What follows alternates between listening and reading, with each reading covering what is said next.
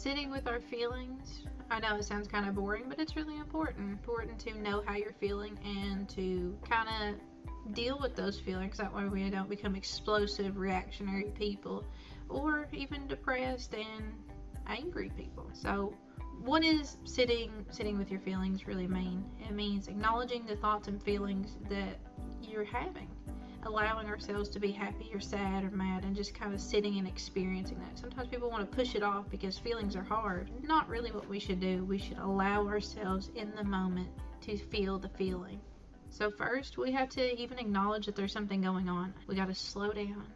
We have to notice what is going on in the moment, what our body feels like at the moment, how our feelings are feeling. Do not create distractions and try not to avoid what's going on. So for example, as I'm doing this, because I'm new with content creation and putting myself out there, I'm feeling a sense of anxiety. I don't really know what to do. I don't know if I'm saying the right things. I don't know if I'm going to be able to convey my message in a way that's going to be beneficial to other people. So really slowing down and just trying to figure out what's going on. Sometimes it's not that easy. Sometimes it's not as easy as, oh, I have anxiety. Sometimes it's just like, what the heck?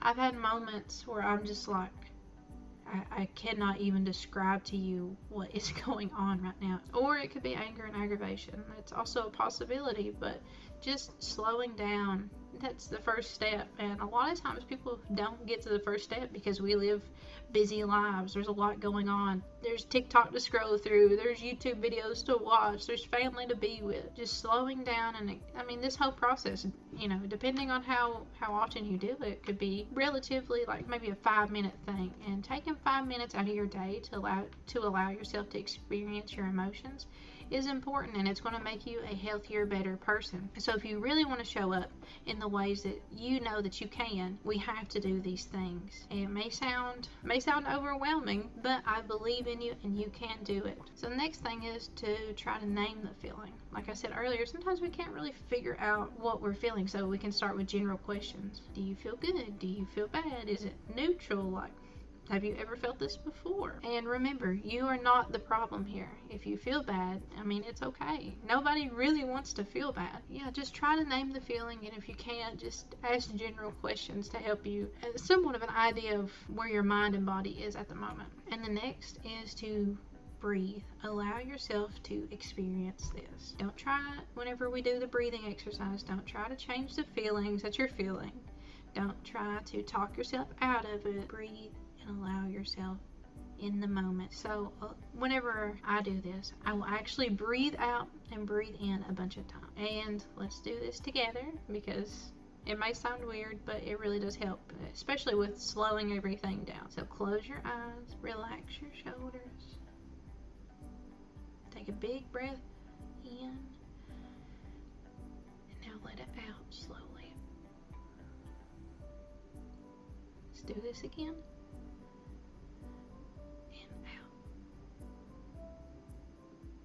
In, out.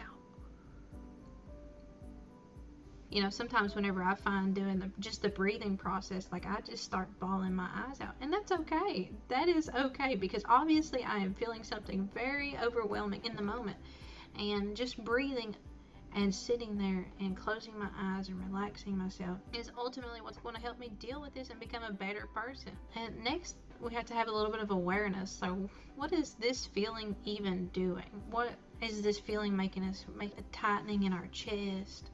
Are we getting butterflies in our tummy? Is our head, do we feel like steam is coming out of our ears? Like, what does your body feel like? And you could do this in the breathing. You could do this after the fact, figuring out how this emotion sits within inside yourself. Does this feeling create a chain of thoughts? Like, is it hard to keep yourself focused?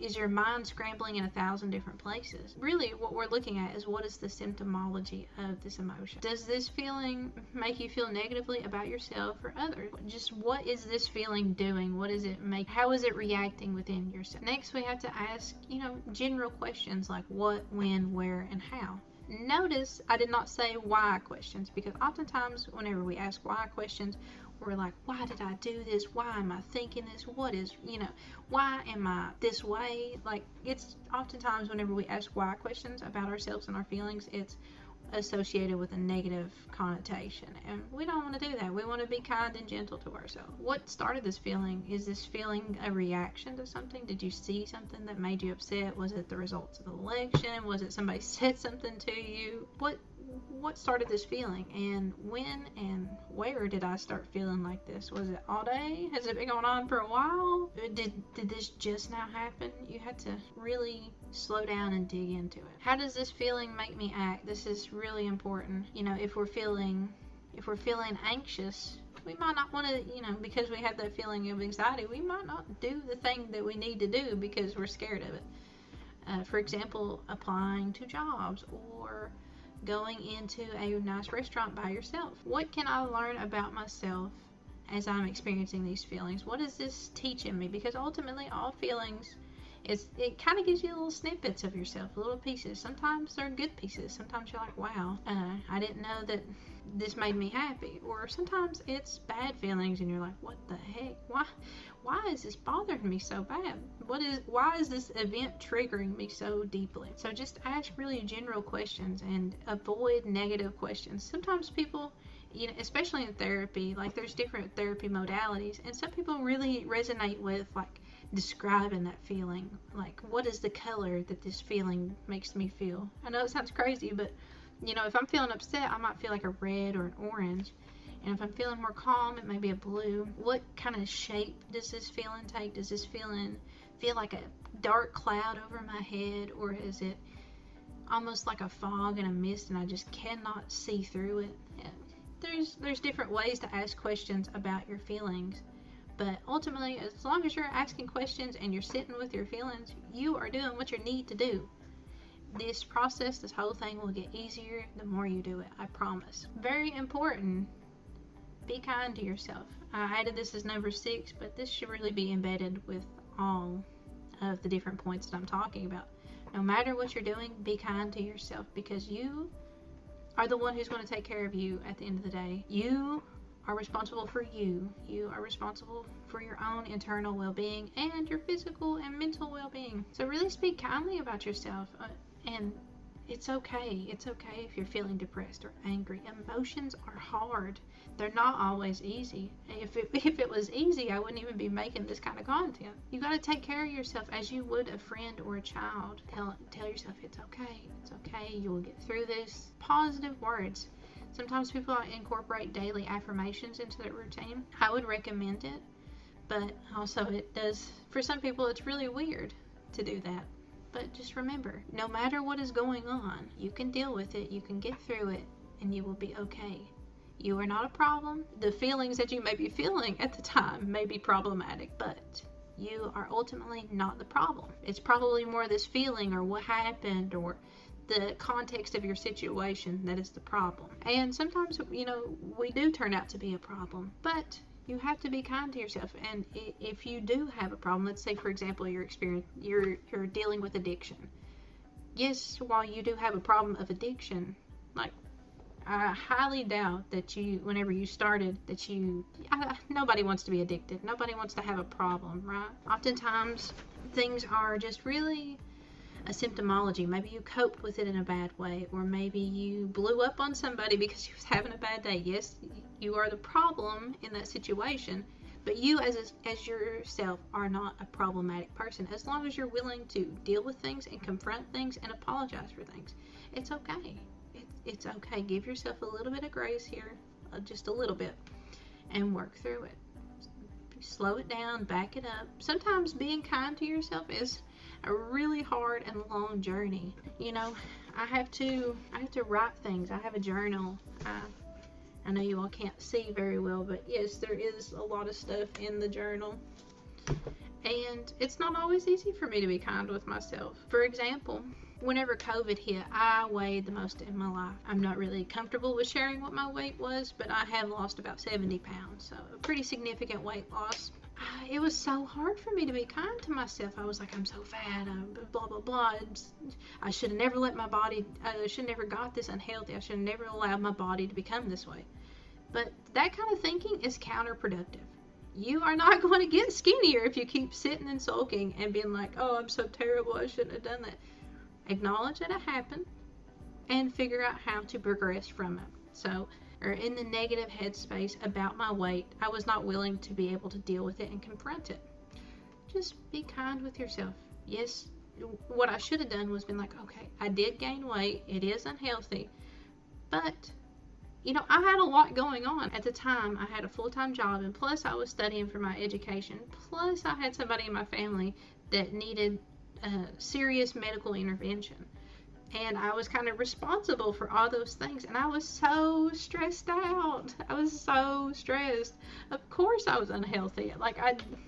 My way of dealing with stuff back then was eating and watching videos and playing video games. And I still like doing those things. I love me a good burger, but I had to deal with that. I had to say, it's okay.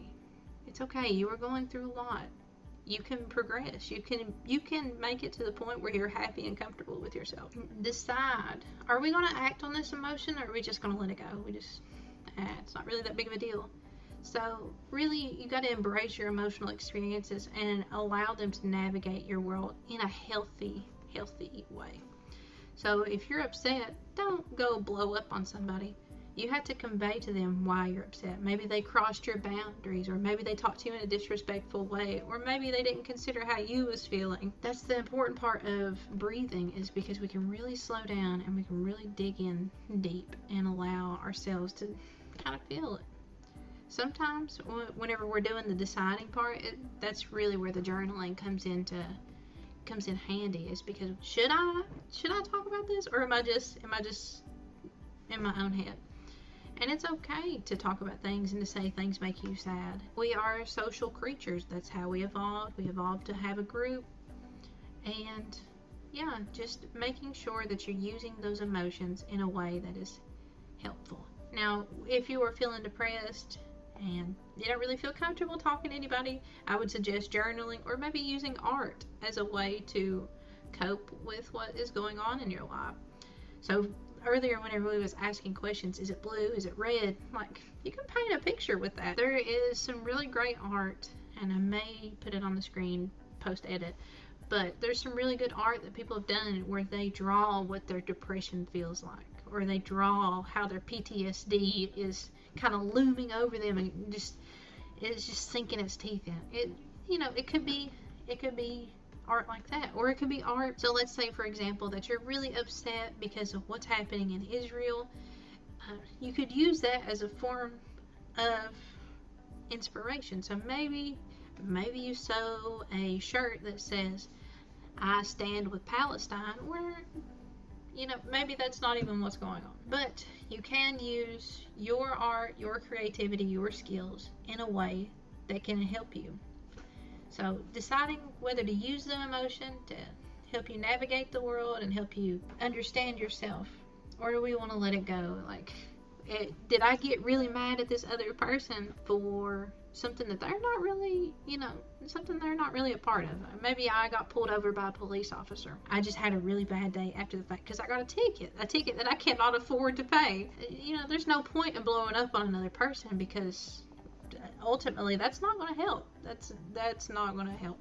So just make sure that whenever we're using our emotions, we're using them in a healthy way, in a productive way, not in a counterproductive way. Don't be like, oh, I'm so terrible, I'm not going to do anything, or oh, I had a ticket today and you said something to me, and how dare you speak to me right now. Yeah. Or you could channel your other feelings into art forms. It's just whatever suits you and the situation. I can't say for certain on every situation, but I know that emotion and acting with emotional intent can sometimes create some of the most beautiful things in the world. For example, whenever I think of this, I think about people like Malcolm X and Martin Luther King Jr., and people that speak with real passion and conviction about the things that they're talking about. So just make sure that you channel that into a productive and a healthy way, and not in an explosive or reactionary way.